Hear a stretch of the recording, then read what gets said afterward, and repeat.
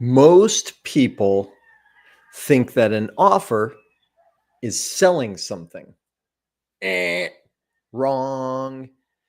Have you ever made an offer and gotten silence? And an offer in business, an offer in coaching, an offer in life, an offer in dating, or a polite, no, thank you, or right. So, if so, there's one crucial element that will change everything for you. So stay with me. I'm going to break that down. This is something I have been studying and mastering for decades. Now, part of my own study and mastery of that is I continue learning.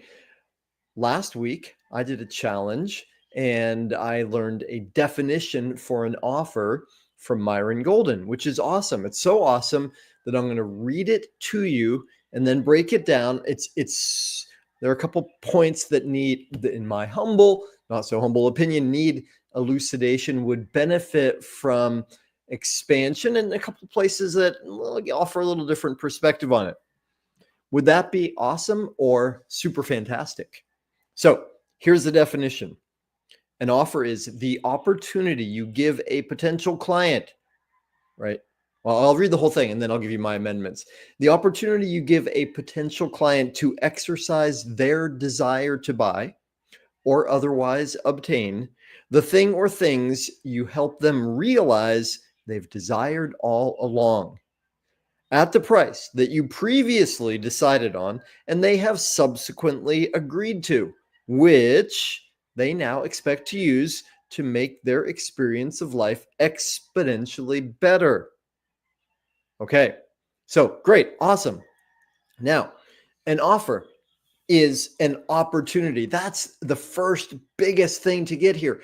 It's an opportunity, it's an invitation, right? An invitation is different than a demand or a neediness, right? And I remember when my daughter was a little girl, we would create play dates, or she would say, I would like so and so to sleep over. I want to go sleep over at so and so's house, kind of thing. I say, okay, cool. Let's ask. Let's invite, right?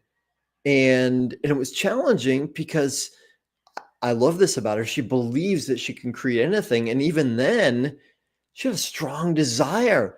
And so she would ask, but it was also kind of like contained in the ask, this energy that you better say yes. I'm like, here's the thing, you can ask anything. You can ask me for more chocolate. However, and if you're not okay with no being the answer, it's not an ask. And so in the same way, this word opportunity, when we present an offer, and we'll speak about it in business here, and this is one of my clients asked me, actually I'll give you even more specific here. The question was, how to best form an offer? Okay, well, that's one question, how to best form an offer.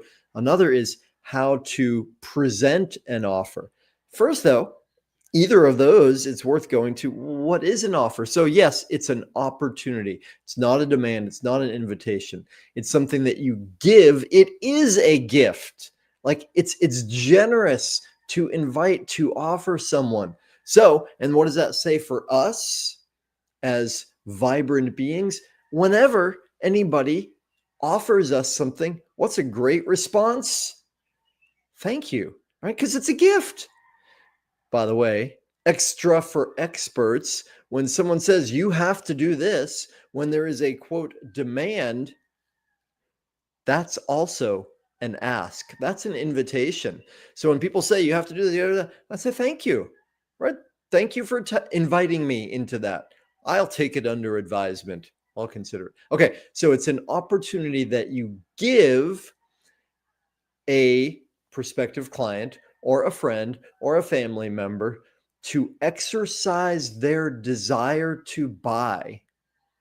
Whoa, that's deep, right? What does that mean? Presupposition. They have a desire to buy. Well, you wouldn't be in the conversation with them. Well, let me put it this way. Do you have a desire to buy? Do you have, regardless of where your finances are at right now, do you have a list of things either written down, I have one written down, or in your mind or your heart of things you want to buy? Right? Of course you do, because you're alive, and being alive means you're growing. Now, it doesn't have to be material things. And buy is one word for it. It means exchange, right? So that's the next part of the definition. Exercise their desire to buy, right? And we'll get to where does that desire come from in a moment. Exercise their desire to buy or otherwise obtain, right? Because there's lots of ways that we could create it, exchange, trade, possibilities, right? To exercise their desire to buy the thing or things you've helped them realize they've desired all along. They've desired all along. You help them realize, okay, this is juicy.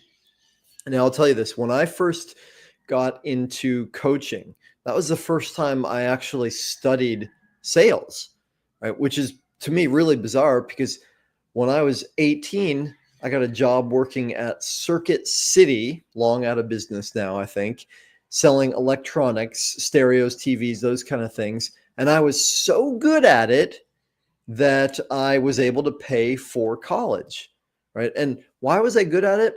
Well, one, because I understood people. Two, to some degree anyway, I understood people. Two, because I loved that stuff. I loved electronics.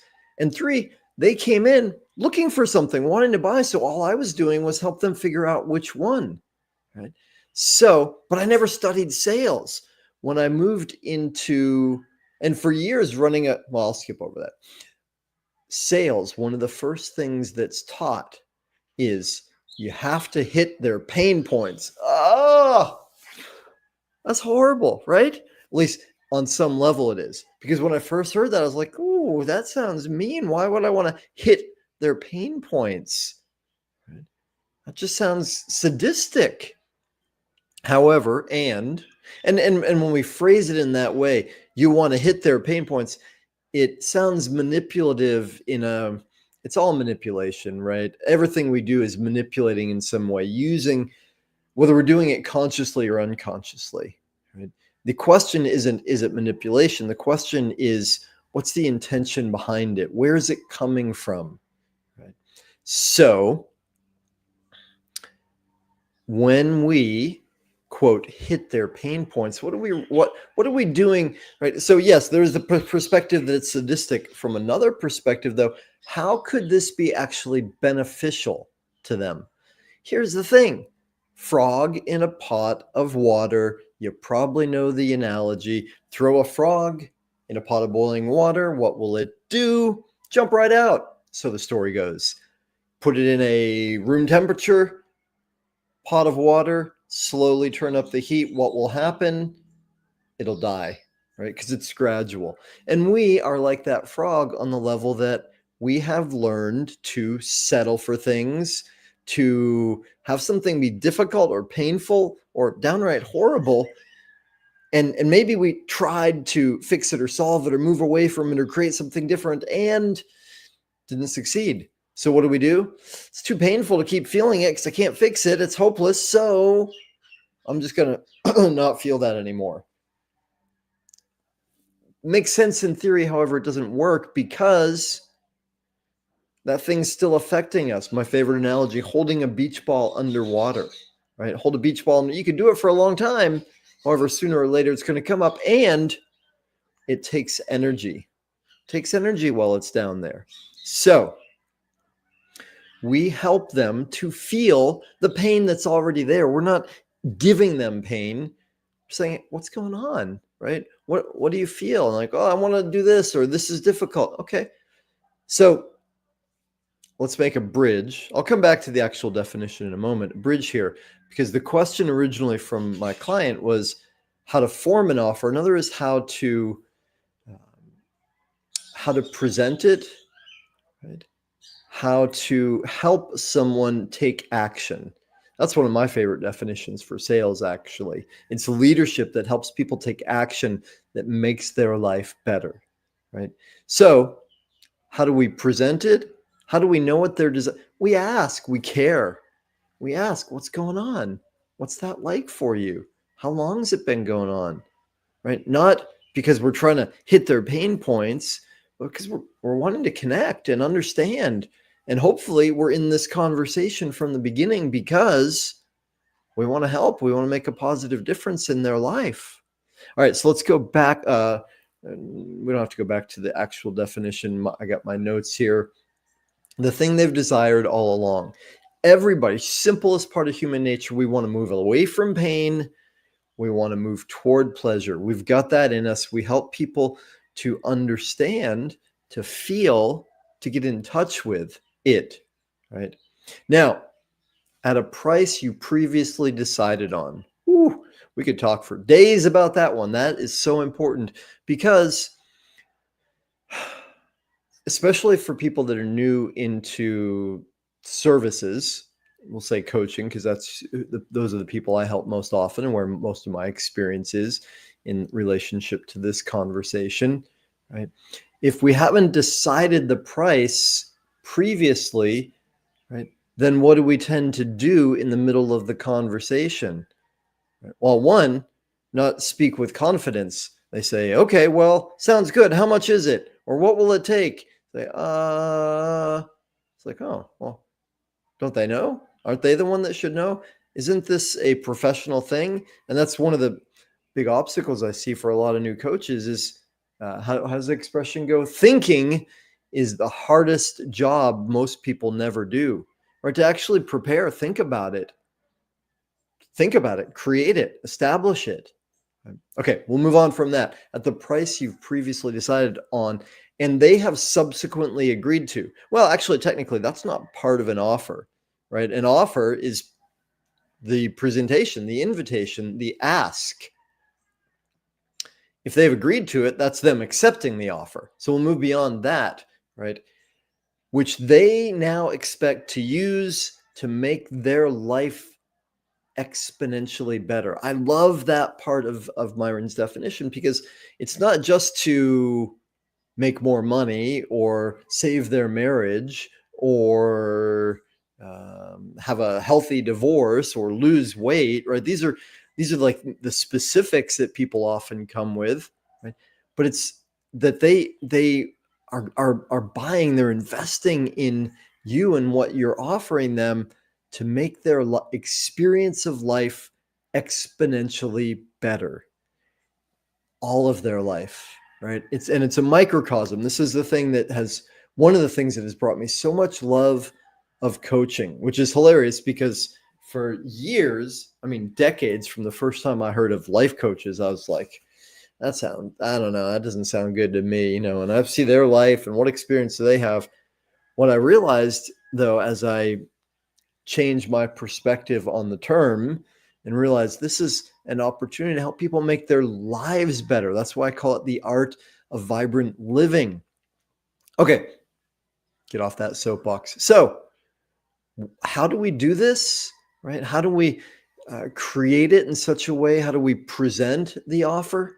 Well, again, we care, right? We get obsessed with them, with their challenges, and love them, like really understand and feel and resonate. Which part of what that means is we can't be thinking about, oh, I hope they're going to buy this thing, or am I doing it right? Right? These are concerns for me, right? Our concern, our focus, our love, our heart needs to be with them, right? And it's okay if it goes there sometimes. It just means we need to catch it and bring it back, right?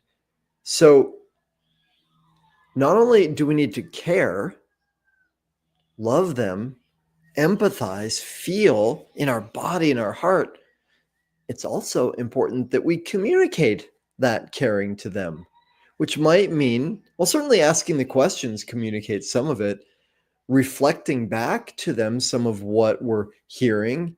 Am I understanding right? Is that accurate? Right? And then sharing like how that feels for you or how you imagine that might feel and asking them how it feels, right?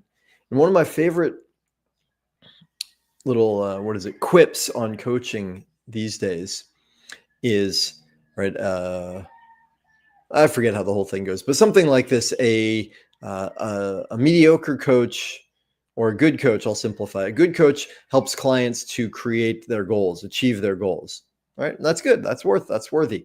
A great coach helps the client realize even greater goals than they were seeing for themselves. So that's the second part. Yes, empathize, understand, show them that you care and you love, and then also help them see what's there on the other side. If they create that thing, move beyond that thing, whatever it is, the marriage, the body, the making more money, getting more clients, help them really connect to that dream, right? To the pleasure of that, because that's what pulls us forward. That's part of what I love about it. Right? So nothing else that I haven't shared that so reflecting that, showing them what's possible, giving them the pathway, right? Helping them to understand, to feel more. And why does this matter? Right? To create an offer, to present an offer, because it means not only that you can change someone else's life, or if you prefer, help them change their life, right? And you can get paid for it, and you can have a great life yourself, so you can learn and serve more, right? It changes the world. So thank you for tuning in. If you got questions or comments, whether you're live or by rebroadcast, pop them down below, or send me a direct message.